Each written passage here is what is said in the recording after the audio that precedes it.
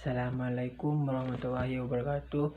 Halo teman-teman, perkenalkan nama saya Muhammad Krisna. Saya di sini dari program studi agribisnis Fakultas Pertanian, yaitu dari Universitas Islam Jember.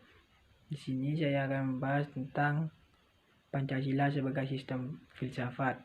Yuk kita lanjut ke materinya. Sebelum lanjut ke Pancasila sebagai sistem filsafat, kita harus mengetahui apa sih arti dari filsafat itu sendiri. Nah, filsafat adalah sebuah ilmu pengetahuan yang menjadi pokok pangkal atau puncak dari segala pengetahuan itu sendiri. Dan filsafat mencakup 4 hal, yaitu metafisika, etika, agama, dan antropologi.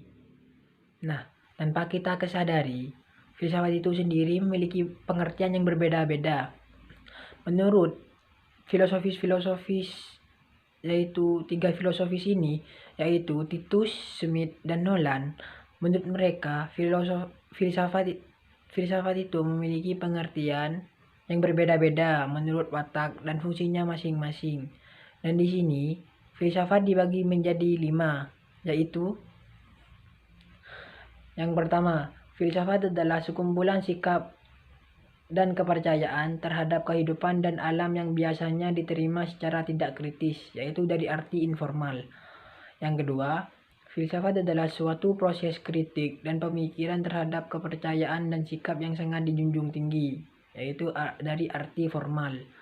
Yang ketiga, filsafat adalah usaha untuk mendapatkan gambaran keseluruhan, arti komprehensif. Yang keempat, filsafat adalah analisa logis dan bahasa serta penjelasan tentang arti kata dan konsep, arti analisis linguistik.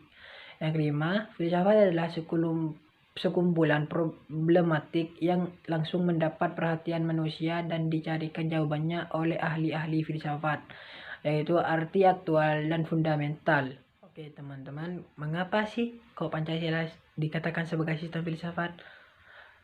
Pancasila dapat dikatakan sebagai sistem filsafat karena mencakup beberapa hal-hal, yaitu seperti berikut. Yang pertama, karena Pancasila dapat memulihkan harga diri bangsa Indonesia sebagai bangsa yang merdeka dalam politik, yuridis, dan juga merdeka dalam mengemukakan ide-ide pemikirannya untuk kemajuan bangsa. Yang kedua, Pancasila dapat membangun alam pemikiran yang berakar dari nilai-nilai budaya bangsa Indonesia. Yang ketiga, Pancasila sebagai sistem filsafat merupakan bahan renungan yang menggugah kesadaran para pendiri negara termasuk Soekarno. Nah, dari ketiga hal-hal tersebut, Pancasila dapat dikatakan sebagai filsafat karena sudah menjadi tolak ukur dari negara kita sendiri, yaitu negara Indonesia. Nah, oke. Filsafat di sini memiliki sistem itu sendiri. Sistem dari filsafat itu sendiri yaitu proses yang bersifat secara kontinu atau bersifat kontinu disebut di sini, yaitu perenungan yang awal atau perenungan dari para pendiri negara itu digunakan untuk merangsang pemikiran selanjutnya atau untuk direnungkan oleh filosofis selanjutnya dari negara itu sendiri, seperti negara Indonesia. Filosofis dari Pancasila ini itu sendiri yaitu dari Insinyur Soekarno. Dan di sini renungan tersebut akan direnungkan kembali oleh filosofis selanjutnya yang ada di Indonesia. Begitu. Nah, lanjut.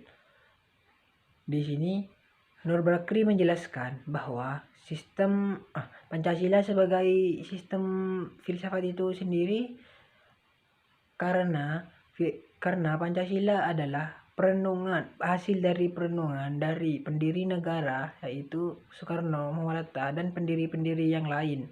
Nah, Pancasila di sini sudah melalui beberapa pikiran yang sudah mencakup ciri-ciri berpikir secara kefilsafatan. Nah, kita di sini akan mencari tahu apa sih ciri-ciri berpikir kefilsafatan itu.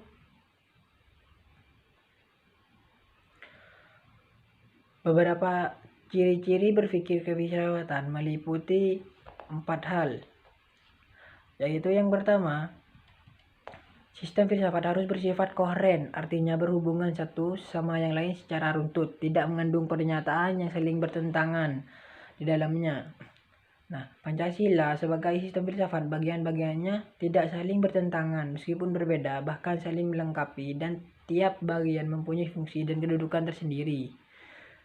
Yang kedua, sistem filsafat harus bersifat menyeluruh, artinya mencakup segala hal dan gejala yang terdapat dalam kehidupan manusia.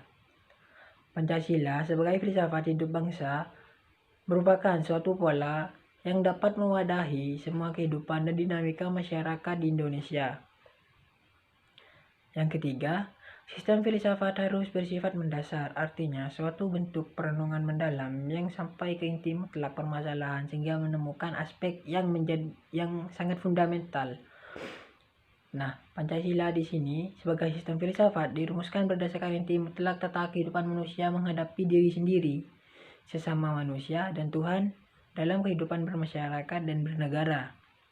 Yang keempat, sistem filsafat bersikap spekulatif. Nah, artinya buah pikir hasil perenungan sebagai peranggapan yang menjadi titik awal menjadi pola dasar berdasarkan penalaran logis serta pangkal tolak pemikiran tentang sesuatu. Nah, Pancasila di sini sebagai dasar negara pada permulanya merupakan buah pikir dari tokoh-tokoh kenegaraan sebagai suatu pola dasar yang kemudian dibuktikan kebenarannya melalui diskusi dan dialog panjang dalam sidang PPU PKI hingga pengesahan PPKI. Filsafat di sini sendiri memiliki dua arti di negara Indonesia. Yaitu yang arti pertama yaitu filosofis Grundleg, yang kedua Weltanschauung. Nah, apa sih filosofis Grundleg dan Weltanschauung itu? Nah, filosofis Grundleg adalah nilai-nilai yang terkandung dalam sila-sila Pancasila mendasari seluruh peraturan hukum yang berlaku di Indonesia. Artinya, nilai ketuhanan, kemanusiaan, persatuan, kerakyatan, dan keadilan. Dan yang kedua yaitu Weltanschauung. Weltanschauung di sini lebih mengacu pada pandangan hidup yang bersifat praktis. Dari karya filosofis kita menegaskan bahwa Weltanschauung belum tentu didahului oleh filsafat, karena pada masyarakat primitif terdapat pandangan hidup atau Weltanschauung yang tidak didahului rumusan filsafat. Nah, filsafat berada dalam lingkup ilmu, sedangkan Weltanschauung berada di dalam lingkup hidup manusia. Nah, Pancasila sebagai sistem filsafat di sini dikaji menjadi dua bagian, yaitu yang pertama, Pancasila sebagai genetivus objektivus, yang artinya nilai-nilai Pancasila dijadikan sebagai objek yang dicari landasan filosofisnya berdasarkan sistem-sistem dan cabang-cabang filsafat yang berkembang di Barat. Yang kedua, Pancasila sebagai genetivus subjektivus, yang artinya nilai-nilai Pancasila dipergunakan untuk mengkritisi berbagai aliran filsafat yang berkembang, baik untuk menemukan hal-hal yang sesuai dengan nilai-nilai Pancasila maupun untuk melihat nilai-nilai yang tidak sesuai dengan nilai-nilai Pancasila itu sendiri. Begitu. Nah, dua kajian di sini sudah melengkapi Pancasila sebagai sistem filsafat itu sendiri. Karena yang pertama adalah genetivus objektivus, yaitu menempatkan Pancasila sebagai objek pemikiran dari aliran-aliran yang ada di sekitar Indonesia. Yang kedua yaitu genetivus subjektivus, yaitu Pancasila ditempatkan sebagai subjek